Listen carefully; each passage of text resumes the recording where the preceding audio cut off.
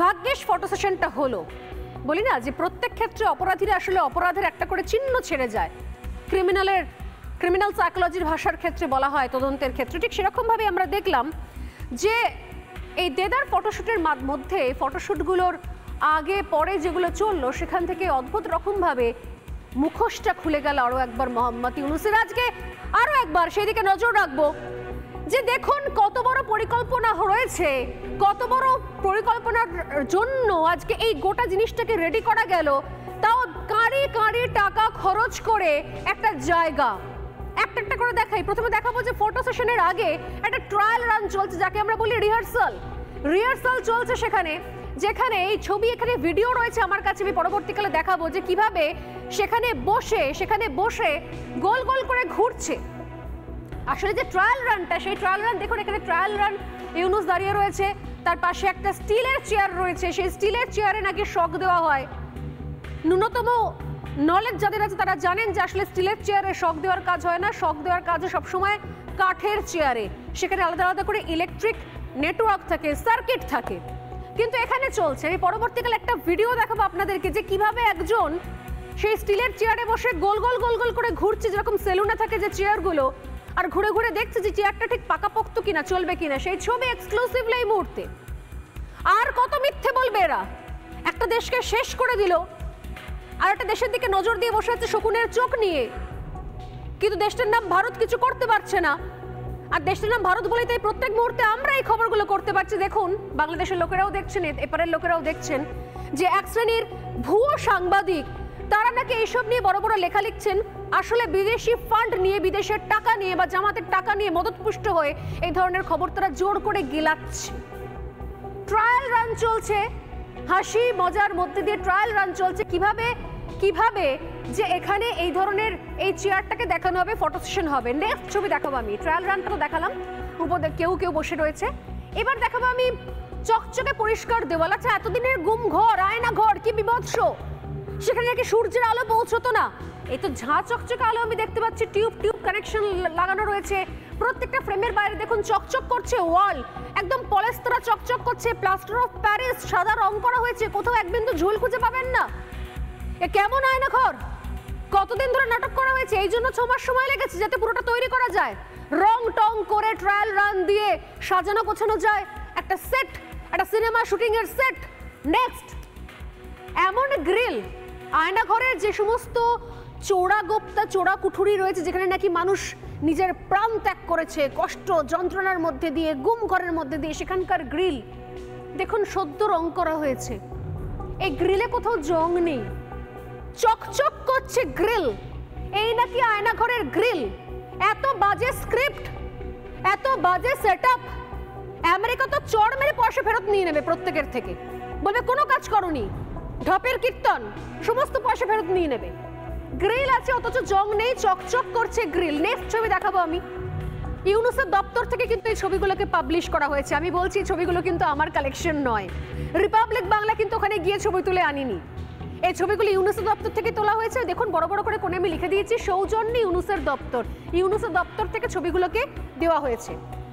এবার দেখাবো দেখুন গুম ঘর, সেই গুম ঘরে নাকি টয়লেট রয়েছে, সেই টয়লেট নাকি নতুন কোমোড, দেখুন অবস্থা, ব্র্যান্ড নিউ কোমোড, সেই কোমোড ইনস্টল করা হয়েছে গুম ঘরে। তার সামনে দেখুন নতুন গাঁথনি, এই যে গাঁথনিটা দেখতে পাচ্ছেন, এই যে গাঁথনিটা, এই যে নিচের গাঁথনিটা চকচক করছে, সদ্য ইটের গাঁথনি করা হয়েছে, তাড়াহুড়ো করে করা হয়েছে।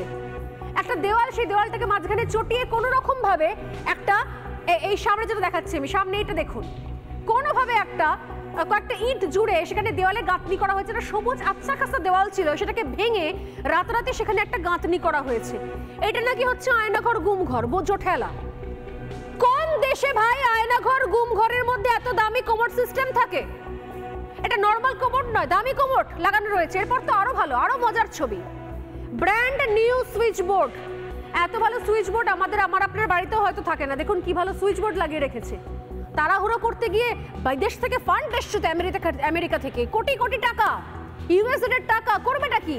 দামি সুইচ বোর্ড কিনে নিয়েছে ভুল করে, তাড়াহুড়ো, সময় চলে যাচ্ছে, আয়না ঘর তৈরি করতে পারেনি, তাই দামি সুইচ বোর্ড লাগিয়ে রেখে দিয়েছে। এটা নাকি গুম ঘরের সুইচ বোর্ড। হাস্যকর, দুর্বল চিত্রনাট্য। নেক্সট ছবি দেখাবো আমি, নেক্সট ছবি চকচকে সুইচ বোর্ডের আগে দেখুন আয়না ঘরের টয়লেট, আয়না ঘরের শৌচালয়। যারা দেখছেন তারা দেখুন আর মন খুলে হাসুন। এত বড় কমেডি শো, এত বড় সার্কাস, এত বড় কমেডি সিনেমা সচরাচর দেখতে পাওয়া যায় না। আচ্ছা আচ্ছা বড় বড় দেশেও এরকম সুন্দর রিসর্টের মতো, হোটেলের মতো টাইলস দিয়ে বাঁধানো ঝাঁ চকচকে এরকম শৌচালয় দেখতে পাওয়া যায় না, যেখানে নাকি জঙ্গিদেরকে বা যেখানে নাকি যারা অপরাধ করত, যারা নাকি দেশবিরোধী কথা বলেছে তাদেরকে নাকি নিয়ে গিয়ে অত্যন্ত অত্যাচার করে ইলেকট্রিক শক দিয়ে তাদেরকে অন্ধকার কুঠুরির মধ্যে দিনের পর দিন অত্যাচার করে নাকি যেখানে তাদেরকে মেরে ফেলা হতো, বডি গুম করে ফেলা হতো, তাদের জন্য কি অসাধারণ একটা শৌচালয় বানিয়ে রেখেছিলেন শেখ হাসিনা।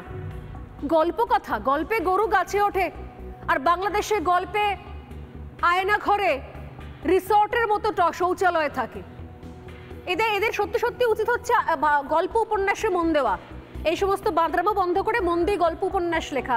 কি সুন্দর ঝাঁ চকচকে নতুন শাওয়ার ফাওয়ার লাগিয়ে একটা ঝাঁ চকচকে করে বলছে এই হচ্ছে Aynaghor, please come R shoot করুন, ফটো শুট করুন। নেক্সট আসছে ট্রায়াল, যেটা ট্রায়াল রান দেখলাম কিছুক্ষণ আগে, ট্রায়াল চেয়ার। ট্রায়াল চেয়ার আসলে ঠিক নয়, আসলে যে চেয়ারে বসে ট্রায়াল দেওয়া হয়েছে একটা স্টিলের চেয়ারকে এনে বসিয়ে দেওয়া হয়েছে। এইখানে নাকি গুম করে নাকি শক দেওয়া হতো। স্টিলের চেয়ারের শক কোথায় দেয়?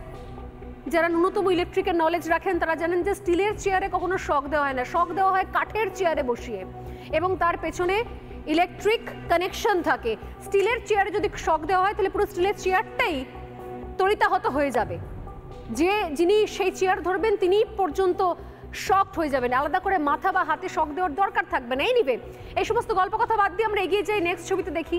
খুব তাড়াতাড়ি ছবি দেখাবো। দেখুন এক্সস্ট ফ্যান, আসলে এটা এক্সস্ট ফ্যান নতুন করে ইনস্টল করা হয়েছে। পরপর সারি সারি এক্সস্ট ফ্যান, নতুন ঝাঁ চকচকে ওয়াল, কোথাও কোনো ঝুল ধুলো দেখতে পাচ্ছেন?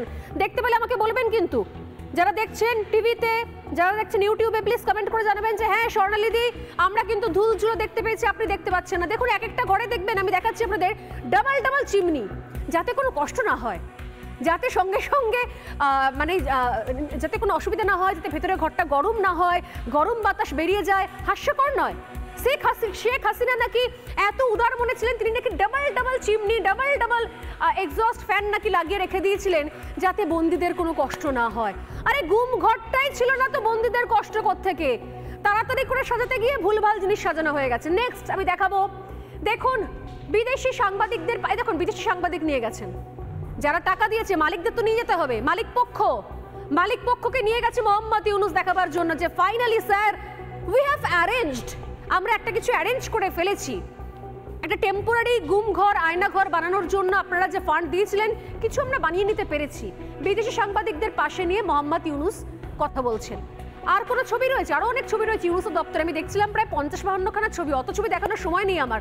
আর লাস্ট ছবি দেখাবো ফটোশুট, দেখুন কি হাসি মুখ, স্মাইলিং ফেস, আর সামনে অজস্র ক্যামেরা খিচিক খিচিক করে ছবি তুলছে, কি সুন্দর ফটো সেশন চলছে। ফাইনালি বন্ধুগণ আমরা একটা আয়নাঘর বানাতে পারলাম বিপুল অর্থের বিনিময়।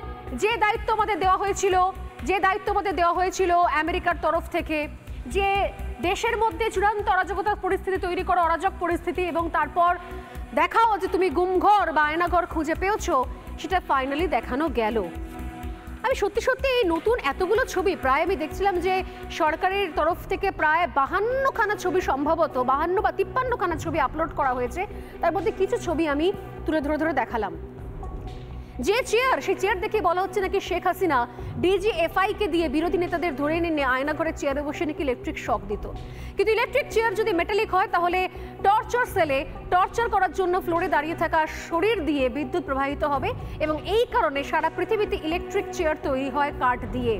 অর্থাৎ ইউনূসের সাজানো ষড়যন্ত্রের একটা মুখোশ ইতিমধ্যেই খুলে গেছে, বাকি মুখোশগুলো তো দায়িত্ব নিয়ে খুলেই দিলাম। আয়নাঘর, সাজানো আয়নাঘর থেকে বেরিয়ে সাঙ্গপাঙ্গদের সামনে দাঁড়িয়ে ফটোশুট করার পর ঠিক অভিযোগ কি করেছিলেন ইউনূস, একবার ইউনূসের বক্তব্য শোনাই, না হলে অন্যায় হবে। উনি কি বলছেন চলুন ওনার সাজানো গল্প, সাজানো নাটকের পরে কি বলছেন মোহাম্মদ ইউনূস একবার শুনে নেওয়া যাক। এটা মানুষের মনুষ্যত্ববোধ বলে কোনো জিনিস যা আছে সেটার থেকে বহু গভীরে নিয়ে গেছে, এটা নিশ্চিহ্ন করার জন্য, মনুষ্যত্ববোধ যেন কারো না থাকে। নৃশংস প্রতিটি জিনিস যে হয়েছে এখানে, এবং যারা নিগৃহীত হয়েছে, যারা এটা শিকার হয়েছে, তারা আমাদের সঙ্গে আছে। তাদের মুখের থেকে শুনলাম কিভাবে হয়েছে, কোনো ব্যাখ্যা নেই। বিনা দোষে কতগুলো সাক্ষী সাবুত হাজির করে সেই যন্ত্র, ওই এক্সপ্লোসিভ কতগুলো গাড়ির ভিতরে ঢুকে দিয়ে তারা বলছে তুমি সন্ত্রাসী, জঙ্গি, এইগুলো বলে বলে তাকে নিয়ে আসা হয়েছে। এবং এইরকম ইন্টারোগেশন সেল, এরকম টর্চার সেল, এরকম টর্চার সেল সারা বাংলাদেশ জুড়ে আছে, সেটাও শুনলাম আজকে। আমার ধারণা ছিল যে এটা বোধহয় এখানে আয়নাগর বলতেছি কয়েকটা আছে, এখন শুনতেছি আয়নাগরের বিভিন্ন ভার্সন সারা দেশ জুড়ে আছে। কেউ বলবে 700, কেউ বলবে 800, এতে সংখ্যাও নিরূপণ করা যায়নি পর্যন্ত। কতটা আছে, কতটা জানা আছে, কতটা অজানা রয়ে গেছে। এরকম টর্চার সেল নাকি সারা বাংলাদেশ জুড়ে আছে, এবং কি অমানবিকতার ছবি। মোহাম্মদ ইউনূস কি সুন্দর হেসে হেসে বলছেন, ফটোশুট করেছেন, তিনি সাংবাদিকদের নিয়ে গেছেন এবং বলছেন নাকি সারা বাংলাদেশ জুড়ে নাকি আছে। তাহলে সারা বাংলাদেশ জুড়ে থাকা, আরে ঢাকাতে তোমরা দখল নিয়েছো, এতদিন ধরে ঢাকাতে তাণ্ডব চালালে, আর ঢাকার আয়নাঘর খুঁজে বার করতে সময় লেগে গেল 6 মাস, আর তারপরে ঝাঁ চকচকে রং করা, এক ফোঁটা জং নেই। আমি এখান থেকে লিখিতভাবে আপনাদেরকে বলছি, গ্যারেন্টি নিয়ে নিন আমার, আর আজ থেকে ঠিক 1 মাস বাদে আরো একখানা আয়নাঘর খুঁজে বার করবে মোহাম্মদ ইউনূস, এবং সেই আয়নাঘরে দেখবেন যে মেটালিক স্টিলের চেয়ার নেই, সেই আয়নাঘরে দেখবেন যে কাঠের চেয়ার রেখে দিয়েছে, কারণ মোহাম্মদ ইউনূস বুঝে গেছে যে ভুল হয়ে গেছে। তাড়াতাড়ি করে সাজাতে গোছাতে গিয়ে, নাটক তৈরি করতে গিয়ে, সিনেমা শুটিং করতে গিয়ে ভুল হয়ে গেছে, প্রপসে ভুল হয়ে গেছে, সঠিক জিনিস কিনে আনা হয়নি। তাই পরের বার যে গুমঘর আপনারা দেখতে পাবেন ঠিক 1 মাস বাদে, কারণ কাজ চলছে, খবর আছে সেখানেও নাকি প্লাস্টার অফ প্যারিসের কাজ চলছে, রঙের কাজ চলছে, নতুন করে ইনস্টলেশন চলছে, আরো 2-3 খানা চেয়ার কিনে নিয়ে আসা হয়েছে, কিন্তু সেই চেয়ারগুলো সেখানে লাগানো হবে না, কারণ মোহাম্মদ ইউনূস নতুন করে কাঠের চেয়ার অর্ডার দিয়েছে, কারণ বুঝতে পেরে গেছে ভুল হয়ে গেছে। অপেক্ষা করুন, 1 মাস বাদে আমি আবারও রিপিট টেলিকাস্ট করবো আজকের শোয়ের। হাসিনার আমলে নাকি গোপন বন্দিশালা হয়, সেই বন্দিশালার নাম নাকি আয়নাঘর। হাস্যকর। এখানে বিনা বিচারে নাকি বন্দীদের রাখার অভিযোগ, মানুষকে গুম করে রাখার অভিযোগ। আরে যার হাতে ক্ষমতা আছে, দায়িত্ব আছে, পুলিশ আছে, জেল আছে, তার গুমঘরের কি দরকার ছিল? এর দায়িত্ব নাকি ছিল বাংলাদেশের প্রতিরক্ষা বাহিনী বলে অভিযোগ বিরোধীদের। 5ই আগস্ট হাসিনা দেশ ছাড়েন, 8ই আগস্ট ইউনূস ক্ষমতায় আসে, গুম ঘর নিয়ে তদন্ত শুরু হয়, কমিশনও গঠন হয়, বঙ্গভবনে আয়নাঘরের গুজব ছড়ানো হয়, 32 ধানমন্ডিতে গুমঘরের গুজব ছড়ানো হয়, হাসিনার বাসভবন সুধা সদন, সেখানেও গুমঘরের গুজব ছড়ানো হয়, ধানমন্ডি সুধা সদনে দেদার হামলা চলে, সবাই নাকি টর্চ হাতে করে গুমঘর খুঁজেছে, কিন্তু কোথাও আয়নাঘরের কোনো প্রমাণ পাওয়া যায়নি। সেদিন 32 ধানমন্ডি ভাঙচুরের পরে আয়নাঘরের আড়ালে আসলে কি খুঁজে পাওয়া গিয়েছিল, যেখানে প্রথমবার ইউনূসের গালে থাপ্পড়টা পড়ে? বলা হয়েছিল কি না ওই ধানমন্ডি 32-এর বেসমেন্টে নাকি আয়নাঘর রয়েছে। সবাই সেটা খেয়েও নিয়েছিল, মানে বিশ্বাসও করে নিয়েছিলেন। তারপর সাধারণ মানুষ যারা অন্যান্য জায়গায় কাজ করেছে, বা কখনো মিডল ইস্ট বা কখনো ভারতে এসে কাজ করে গেছে, তারা যখন লিফটের কাজ করতে গিয়ে ওখানে নামে, তখন তারা কি বলেছে নিজের দেশের লোকেরা, দেখুন। ভাই বিশেষ করে ভাই টুকরা কয়টা হাঁটি পাইছি, ওই সাইডে রেখে দিচ্ছি। হ্যাঁ, আর টুকরা লোহাগুলি পাওয়া যাচ্ছে। এখানে বলা হচ্ছে এটা আয়নাঘর, এখানে অনেক কিছু পাওয়া যাচ্ছে, আসলে কি? পুরাই মিশা কথা ভাই, এটা লিফটের বেসমেন্ট ভাই, এই জায়গায় আয়নাঘর বলতে কোনো কিছু নাই। নানা ধরনের কন্টেন্ট দেখার জন্য লাইক করুন, শেয়ার করুন আমাদের ফেসবুক পেজ, সাবস্ক্রাইব করুন আমাদের ইউটিউব চ্যানেল।